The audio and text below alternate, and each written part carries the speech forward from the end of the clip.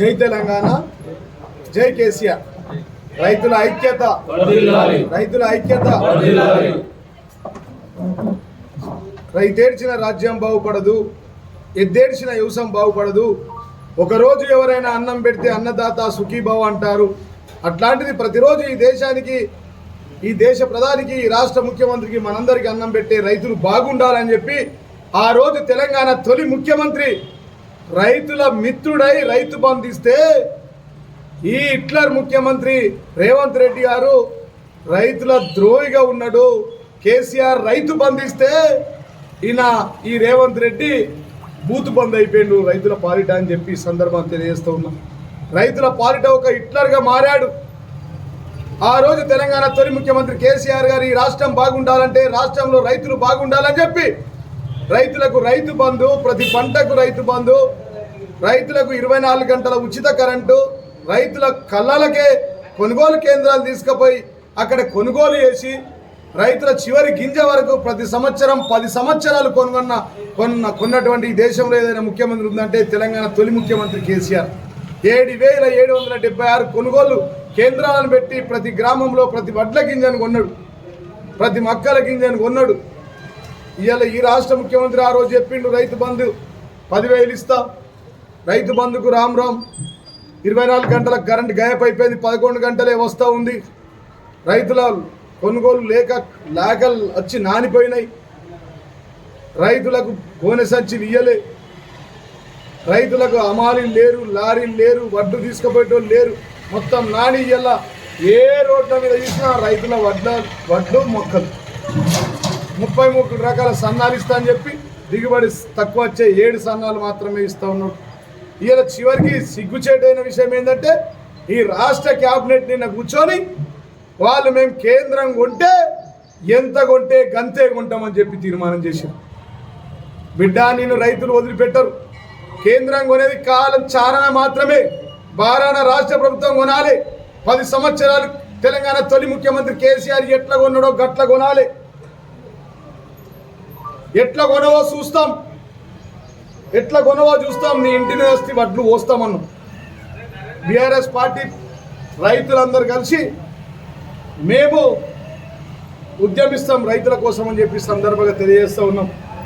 రైతుల పాలిట హిట్లర్గా మారిండు, ఉద్యోగస్తుల పాలిట హిట్లర్గా మారిండు, నిరుద్యోగుల పట్ల హిట్లర్గా మారిండు, చివరికి మీడియా మిత్రుల పైన కూడా హిట్లర్గా మారిండు. మాట్లాడితే కేసు పెడతా ఉన్నాడు, నడిస్తే కేసుతో పెడతా ఉన్నాడు, యూట్యూబ్లో వేస్తే కేసు, ట్విట్టర్లో పెడితే కేసు, స్టేటస్లో పెడితే కేసు, సోషల్ మీడియాలో మాట్లాడితే కేసు.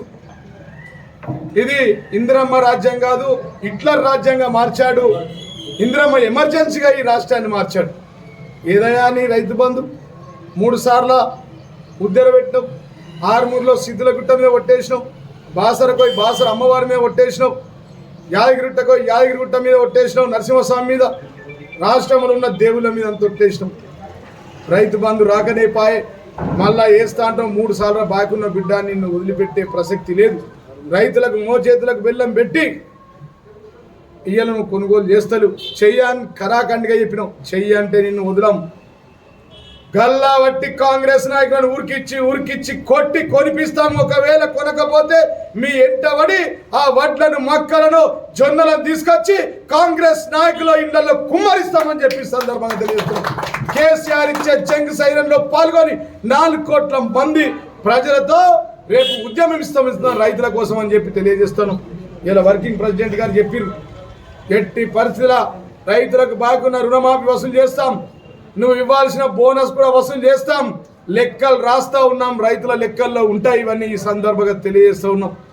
ఇలా ఏమైందా నీ హామీలు? ఎన్నికల ముందు నువ్వు ఏమి ఇచ్చినావు హామీలు? కేసీఆర్ వడ్లు కొట్టలేడు, నేను సన్న వడ్లు కొట్టా అని చెప్పినావు. సన్న వడ్లు ఏమైనాయని చెప్పి ఈ సందర్భంగా నేను తెలియజేస్తూ ఉన్నాం. రైతులకు ఎన్ని కష్టాలు ఇవ్వాల? రైతు బంధు రాకపోయే, రైతు రుణమాఫీ లేకపోయే, వడ్లు కొనుగోలు చేయకపోతివి, మక్కలు సమయంలో కొనకపోతివి, రావాల్సిన ఉద్దెలు రాకపోయే. ఇవాళ ఇన్ని ప్రాబ్లమ్స్ ఇవాళ ఇన్ని రకాల అష్ట కష్టాలు పడి పండించిన పంటకు కొనుగోలు లేకపోగా రేపు రానున్న రోజుల్లో మళ్ళీ మీరు ఏమని చెప్పారు? రేపు కొనుగోలు చెయ్యం. మీరు కొనేది ఎంతనయ్యా? చారానా బడే బాయ్ చోటే బాయ్, బడే బాయ్ మాషా అల్లా, చోటే బాయ్ సుబాన్ అల్లా. 71 సార్లు పోయినావు. రైతుల కొనుగోళ్ల గురించి ఎప్పుడైనా పోయినా మాట్లాడినా అని ఒక లెటర్ కానీ ఎక్కడైనా ప్రెస్ మీట్లో 71 సార్లు ఢిల్లీ నుంచి మాట్లాడినావా అని చెప్పి ఇట్లా ముఖ్యమంత్రి రేవంత్ రెడ్డిని అడుగుతా ఉన్నా నేను. ఆర్మూర్ రైతుల పక్షాన, నిజామాబాద్ జిల్లా రైతుల పక్షాన మేము అడుగుతా ఉన్నాం. ఆ రోజు తెలంగాణ తొలి ముఖ్యమంత్రి కేసీఆర్ గారు కమర్షియల్ పంట అయిన ఎర్ర జొన్న రైతుల డబ్బులు ఈ ప్రాంతంలో వ్యాపారస్తులు ఇవ్వకపోతే ప్రభుత్వానికి సంబంధం లేకున్నా రైతులు బాధపడుతున్నారు, రైతులు ఆగమైతురు అని చెప్పి ఆ రైతుల కోసం ఎర్ర జొన్న రైతుల డబ్బులు 2015 సంవత్సరంలో ఆ రోజు నేను 9 రోజులు ఆమరణ దీక్ష చేస్తే కేసీఆర్ గారు స్వయంగా వచ్చి కాల్పులు జరిగిన రైతులను పరామర్శించి 13 కోట్ల రూపాయలు ఇచ్చిన దమ్మున్న ముఖ్యమంత్రి తెలంగాణ తొలి ముఖ్యమంత్రి కేసీఆర్ అని చెప్పి సందర్భంగా తెలియజేస్తూ ఉన్నా. రాహుల్ గాంధీ జన్మదినం సాక్షిగా సిగ్గు లేదయ్యా నువ్వు? రైతుల డిక్లరేషన్ అని చెప్పినావు కదా, రైతుల హామీలు ఎటుపోయినాయి? రాహుల్ గాంధీ ఎక్కడ పోయిండు? రాహుల్ గాంధీ బర్త్డే రోజే మేము వడ్లు కొనుగోలు చెయ్యము అన్నావు. కొనుగోలు చెయ్యమంటే వదలం, 24 గంటల కరెంట్ ఇవ్వమంటే వదలం, రైతులకు బోనస్ లేదంటే వదలం, రైతు బంధుకు 15,000 పెంచుతా అని చెప్పి ఇప్పటి వరకు ఇవ్వలేవు, దాన్ని కూడా వదలం బిడ్డ. మొత్తం రైతుల ఖాతాల్లో రైతుల బుక్కుల్లో ఎక్కిస్తా ఉన్నాం. 62,000 మంది రైతుల బుక్కుల్లో ఆర్మూర్లో మేము ఎక్కిస్తున్నాం.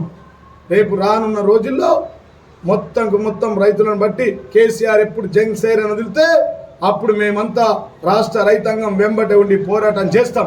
గతంలో తెలంగాణ ఉద్యమం ఎట్లయితే చేసినామో గల్లీ నుంచి ఢిల్లీ దాకా ఎట్లా చేసినామో రైతుల కోసం గల్లీ నుంచి ఢిల్లీ దాకా ఉద్యమం చేస్తాం. నువ్వు ఇస్తావా, బీజేపీ ఇస్తాడా మాకు అవసరం లేదు.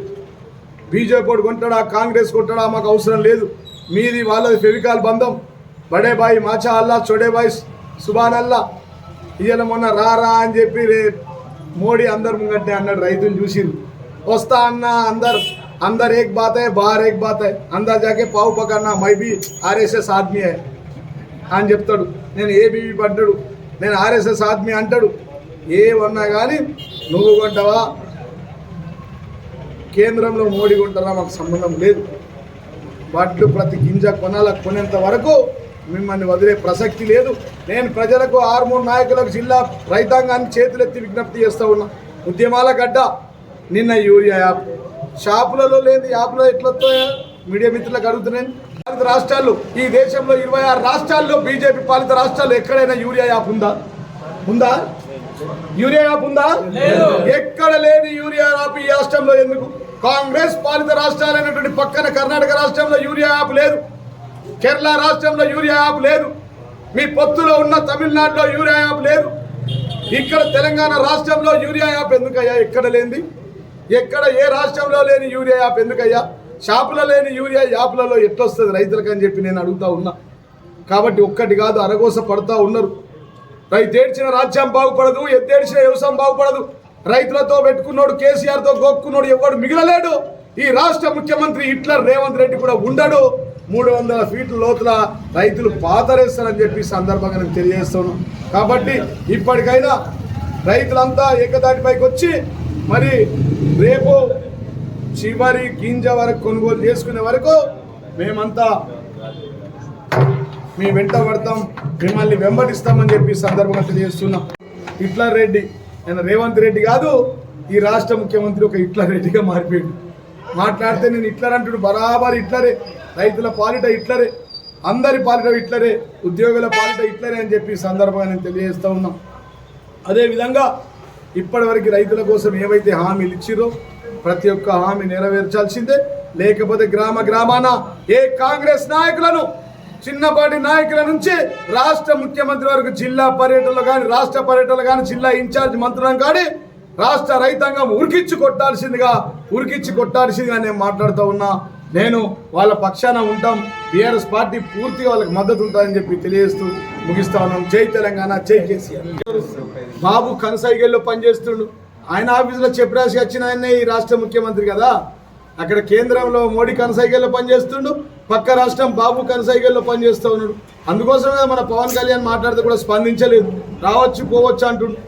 మేము అంటున్నాం రావచ్చు పోవచ్చు, రొయ్యలు అమ్ముకోవచ్చు, రావచ్చు పోవచ్చు, సినిమాలు తీసుకోవచ్చు. ఒక్క సినిమా కాకపోతే 3 సినిమాలు తీసుకో, 3వ పెళ్లి కాకపోతే 4వ పెళ్లి చేసుకో. కానీ తెలంగాణ విషయంలో మాట్లాడితే ఖబర్దార్ మిస్టర్ పవన్ కళ్యాణ్ అని చెప్పినాం. అది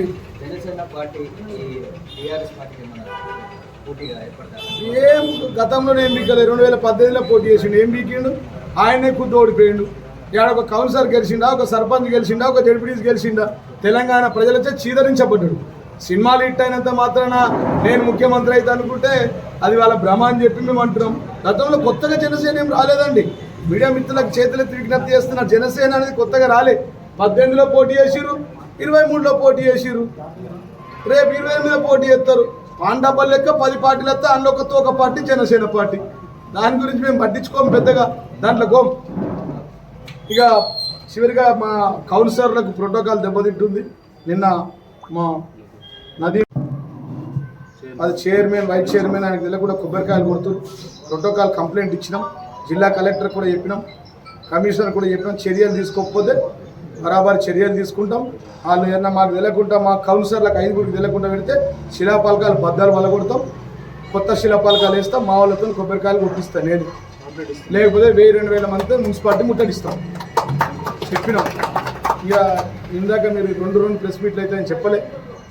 అక్కడ జనతా గ్యారేజ్లో క్రైమ్ నంబర్ 20, మా మీడియా మిత్రులు అందరూ అక్కడ రాలేరు.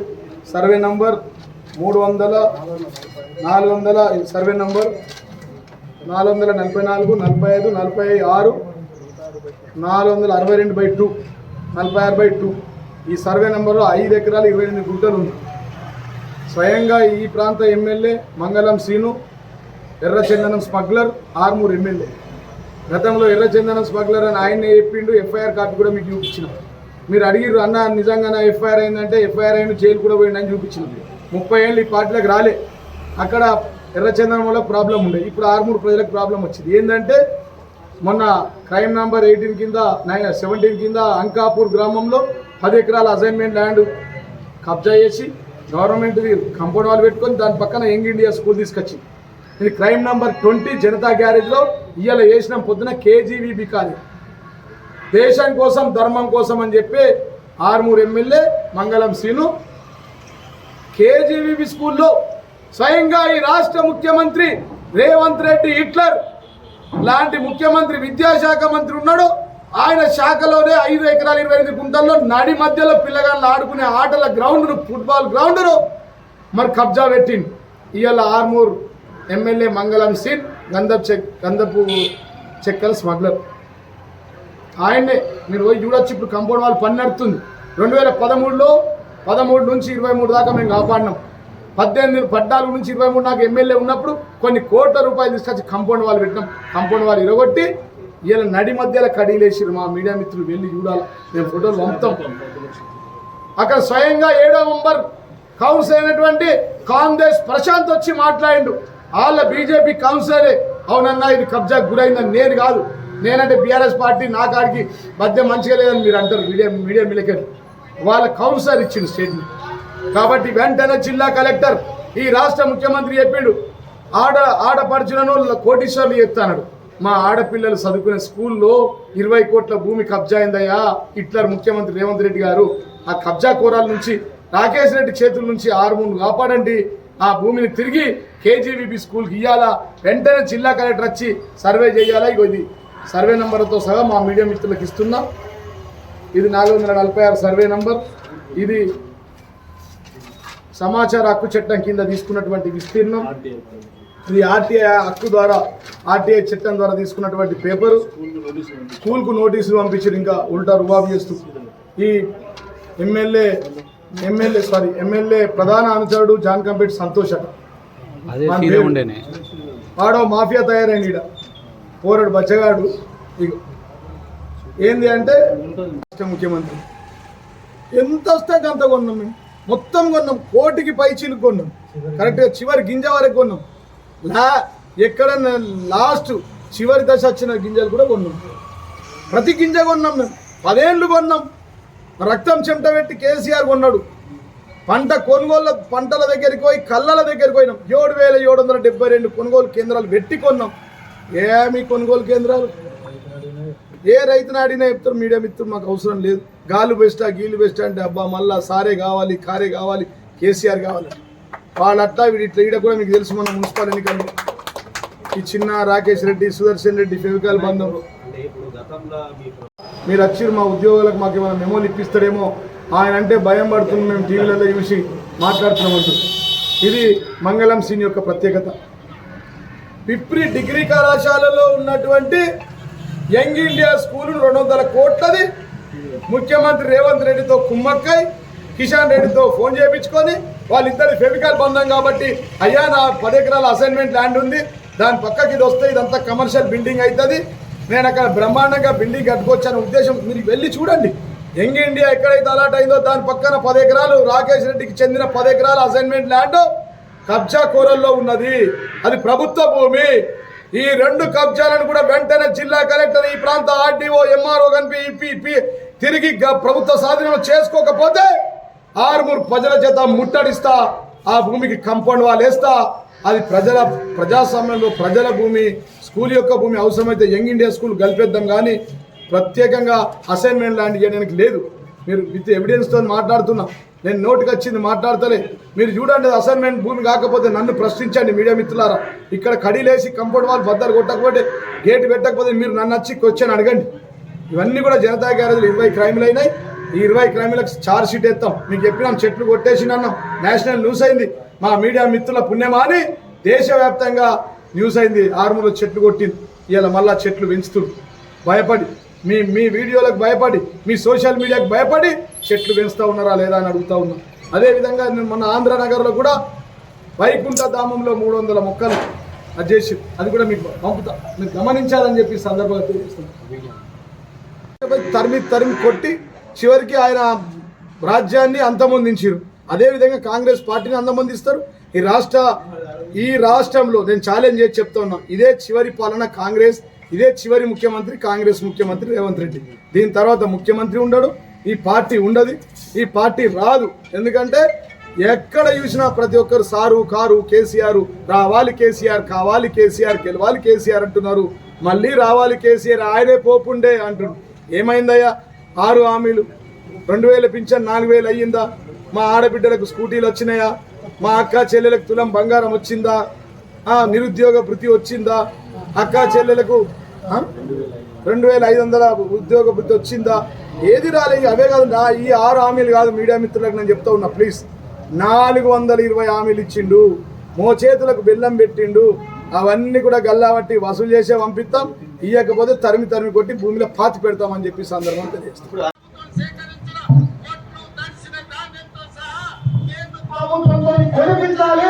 మా మొక్కలు, మా జొన్నలు, మా పొందులను ఇస్తున్నారు. కేంద్ర ప్రభుత్వం కొనుగోలు చేయాల్సిందే. ఆ బాధ్యత కిషన్ రెడ్డి గారు తీసుకోవాల్సిందే. ఈ రోజు మనం మొత్తం అమ్ముకున్నా వడ్లు కలిసినవైనా మిగతావైనా మొక్కలైనా ఈ ఇత్తనాలు కొనాలన్నా లేకపోతే ధాన్యం కొనాలన్నా కేంద్ర ప్రభుత్వం ముందుకు రావాలి. కేంద్ర ప్రభుత్వం ముందుకు రావాలంటే కిషన్ రెడ్డి గారు బాధ్యత తీసుకోవాలి. కిషన్ రెడ్డి గారు బాధ్యత తీసుకోకపోతే తెలంగాణలో తిరగడానికి కిషన్ రెడ్డి గారికి సమస్య అవుతుందని నేను ఈ వేదిక మీద చేతులు ఎత్తేసిండు. రైతులకు కొనమని చెప్పేసిండు, కొనుడు మా బాధ్యత కాదని చెప్పిండు తుమ్మల నాగేశ్వరరావు. తెలంగాణ రాష్ట్రంలో కూడా భవిష్యత్ పంటల కొనుగోళ్లు ఉంటాయి. కేంద్ర ప్రభుత్వం యొక్క విధి విధానాలకు అనుగుణంగానే తెలంగాణ రాష్ట్రంలో కూడా భవిష్యత్ పంటల కొనుగోళ్లు ఉంటాయి. అంటే కేంద్ర ప్రభుత్వం చారణ కొంటే చారణ కొంటాం, బారణ కొనమని బరాబరే చెప్పిర్రు. కాబట్టి అప్పుడు తెలంగాణ రాష్ట్రంలో తెలంగాణ తొలి ముఖ్యమంత్రి కేసీఆర్ ప్రతి చివరి గింజ రాష్ట్ర ప్రభుత్వం కొనుగోలు చేసింది. కాబట్టి నేను చెప్తా ఉన్నా, మీరు కొనమంటే మేము ఇడిసబెట్టాం. మీ వెంబడబడి ఉరికించి పంట కొనవో చూస్తాం, నీ ఇంటి మీద వడ్లు పోస్తాం. స్లోగాన్ ఇది. పంట కొనకపోతే చూస్తాం, నీ ఇంటి మీద వడ్లు పోస్తాం. నువ్వు బీజేపీల మీద వడ్లు పోతున్నావు కదా, వడ్లాన్ని తీసుకొచ్చి మీ మీద పోతావు. నువ్వైతే బీజేపీల మీద వచ్చే దమ్ము లేదు నీకు.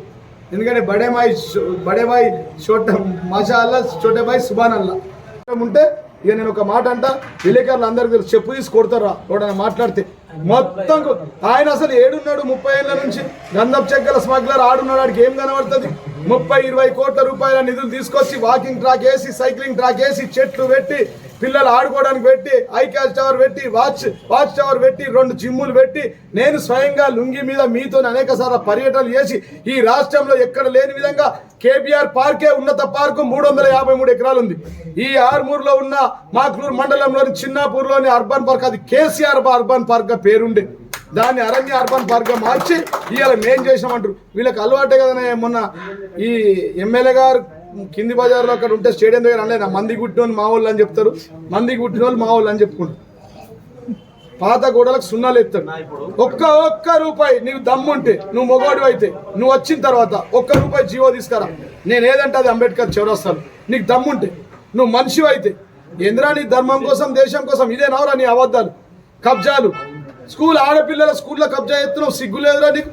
నువ్వు తెచ్చినావా? ఆర్మూర్ పట్టణ ఒక జీవో తెచ్చినావురా నువ్వు? ఒక్క జీవో. యంగ్ ఇండియా స్కూల్ తెచ్చినావు, 10 ఎకరాల అసైన్మెంట్ ల్యాండ్ పక్కన పెట్టుకున్నావు. మాకు ఆ చరిత్ర లేదు. ఆర్మూర్లో రెవెన్యూ డివిజన్ ఎవరు చేసినట్టు జీవన్ రెడ్డి అంటారు, 100 పడకల ఆసుపత్రి ఎవరు తెచ్చినట్టు జీవన్ రెడ్డి అంటారు, సిద్ధులగుట్టకు రోడ్ ఎవరంటే జీవన్ రెడ్డి అంటారు, 21 బైపాస్ రోడ్లు ఎవరు వేసినట్టు జీవన్ రెడ్డి అంటారు, RTC bypass road, Aluru bypass road, Velmal bypass road, Nandipeta 2 bypass రోడ్లు, అట్లా 11 బైపాస్ రోడ్లు వేసి 10,000 కోట్లు రోడ్లకు తీసుకొచ్చిన చరిత్ర మాకుంది. ప్రతి ఇంటికి నల్లా తిప్పితే నీళ్ళు ఇచ్చినాం, నీ ఇంట్లోకి కూడా మెషిన్ భగీరథ నీళ్ళు ఇచ్చినాం రా యూజ్లెస్ ఫెలో. నువ్వేం మాట్లాడుతున్నావు? నీ Ankapur to Munipalli, Ankapur to Armoor, Ankapur to Nizamabad, Ankapur to main road నేనేసింది ఆ రోడ్లు. Ankapur to Isapalli lift irrigation, Pacherla lift irrigation, Fatehpur ఇది చేసినాం, అంగడ్ బజార్లో అది చేసినాం, పెరికిట్లో మార్కెట్ యార్డ్ తీసుకొచ్చినాం. సిగ్గు లేకుండా లిఫ్ట్ ఆపేసిన ఘనత. 10 కిలోలు కట్టి ఎత్తురన్న, క్వింటాల్కి 20 కిలోలు కట్టి ఎత్తురన్న. రైతులకు డైరెక్ట్ దోచుకుంటారు. క్వింటాల్కి 15 నుంచి 20 కిలోలు కట్టి ఎత్తురు, 15 కిలోలు కట్టి ఎత్తు. ఏ రైతు నన్ను అడగండి మీరు. లారీలు లేవు, సంచికి 30 రూపాయలు తీసుకుంటారు. ఇక మొత్తం కొక్కిసల్లాగా పడ్డారు కాంగ్రెస్ బీజేపీ వాళ్ళు. 1300 ప్లాట్లలో ప్లాట్లు అమ్ముకుంటారు. విలేకరులకు ఇవ్వాల్సినటువంటి 2 డబుల్ బెడ్రూమ్ ఇండ్లను కూడా అమ్ముకుంటారు. వ్యవసాయ అంటే ఉత్పత్తుల మీద మీ ప్రభుత్వం అంటే మీ పార్టీ ఏమన్నా ధర్నాలు రాస్తారోకులు కానీ ఏమైనా ఉద్యమం చేసే అవకాశాలు? ఇది అంతం కాదు, ఆరంభం మాత్రమే. మొన్ననే యూరియా యాప్ మీద నందిపేటలో ధర్నా చేసినాం. రాష్ట్ర వ్యాప్తంగా ధర్నా రాస్తారోకులు కొనసాగుతూ ఉన్నాయి. రేపు ఆర్మూర్లో పెద్ద ఎత్తున ఉద్యమం చేస్తాం, రైతులను సమీకరిస్తాం. రాష్ట్ర వ్యాప్తంగా కేసీఆర్ జంగ్ సైరన్ ఇస్తాడు. రాష్ట్రంలో కోట్లాది మందితో 4 కోట్ల మందిని ఏకం తీసుకుపోయి అందరి పాలిట హిట్లర్గా మారిండు రేవంత్ రెడ్డి. రైతుల పాలిట హిట్లర్ అయిండు, ఉద్యోగస్తుల పాలిట హిట్లర్ అయిండు, మరి రిటైర్మెంట్ ఉద్యోగుల పాలిట హిట్లర్గా మారిండు, పేద బడుగు బలైన వర్గాల పాలిట హిట్లర్ మారిండు, మన హైడ్రా పెట్టి పేదిండ్ల ఇండ్లను కూలుస్తూ హిట్లర్గా మారిండు. ఇవాళ ఆర్మూర్లో కూడా కెనాల్ మీద గతంలో పిసిసి ప్రెసిడెంట్ మహేష్ కుమార్ చెప్పినట్టు హైదరాబాద్లో హైడ్రా ఉంటే నిజామాబాద్లో నీడ్రా వస్తా అన్నాడు. వచ్చినట్టే అయితా ఉన్నది, కెనాల్ మీద ఇండ్లను కూలుస్తూ ఉన్నారు. వీళ్ళందరి పాలిట హిట్లర్గా మారిండు. చివరిగా చిన్న యూట్యూబ్ ఛానళ్లను కూడా మాట్లాడితే 100 కేసులు పెట్టి వాళ్ళ పాలిట కూడా హిట్లర్గా మారిండు. క్యారేజ్ అనేది మా దగ్గర ఆర్మూర్లో నా చేతనైనంత వరకు నేను చేస్తా. నేను ఇప్పుడు నాకేమైనా కానీ ఉంటే ఇప్పుడు మా వర్కింగ్ ప్రెసిడెంట్ చెప్తా, ఈ కేజీబీ స్కూల్ మీద మాట్లాడాలా, వాడు కబ్జా పెట్టింది సార్, రేపు అసెంబ్లీలో మాట్లాడతాం. మా వర్కింగ్ ప్రెసిడెంట్ కేటీఆర్ చేత అసెంబ్లీలో మాట్లాడిస్తా అంకాపూర్ 10 ఎకరాల అసైన్మెంట్ ల్యాండ్ గురించి, అదేవిధంగా కేజీబీ స్కూల్ ల్యాండ్ గురించి.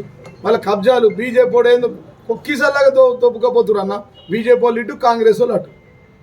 కాంగ్రెస్ వాళ్ళు అయితే ప్లాట్లకు 1300 ప్లాట్లలో 6 లక్షలు తీసుకుంటారు. తీస్తాం, మేము వస్తాం మన కెమెరాలలో. అంటే చివరిగా అంటే ప్రభుత్వం మీద మీ బీఆర్ఎస్ అంటే ఏ విధంగా ఉండబోతుంది?